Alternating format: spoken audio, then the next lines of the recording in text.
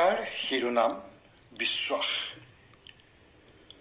প্ৰচণ্ড শক্তিৰ এক শব্দ, যিয়ে ধৰি ৰাখিব পাৰে গভীৰ আত্মীয়তাৰ সম্পৰ্ক।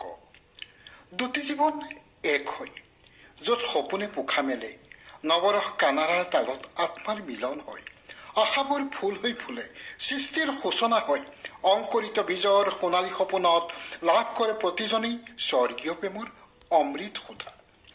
বিশ্বাস এনে এটা শব্দ, যাৰ মহানুভৱতে সৃষ্টি হয় ঐশ্বৰিক মহান শক্তিৰ বন্ধুত্ব, ভ্ৰাতৃত্ব, অপত্যস্নেহ আৰু প্ৰতিটো সম্পৰ্ক। নিজস্ব অনুভৱী সদায় শুদ্ধ নহ'বও পাৰে। জীৱনত কোনোৱেই সম্পূৰ্ণ শুদ্ধ নহয়। মই, তুমি, আমিবোৰ সকলোৱেইতো সম্পূৰ্ণ মানুহ জানো। অজস্ৰ ভুলৰ মাজতে আমাৰ জীৱন। ক্ষমা সবাতকৈ ডাঙৰ গুণ। মানৱীয় দুখ বেদনা, হাঁহ হুতাশাৰ মাজতো হাঁহিৰে সবাকো আদৰাজনক অবিশ্বাসেৰে দলিয়াই দি বিশ্বাস শব্দটিৰ ঢাকঢোল নবজাবা দেই। মনত ৰাখিবা, জীৱন গঢ়াৰ অমূল্য ৰতন হৈছে বিশ্বাস। জীৱনৰ গতি পৰিচালক এক অমোঘ শক্তি বিশ্বাস।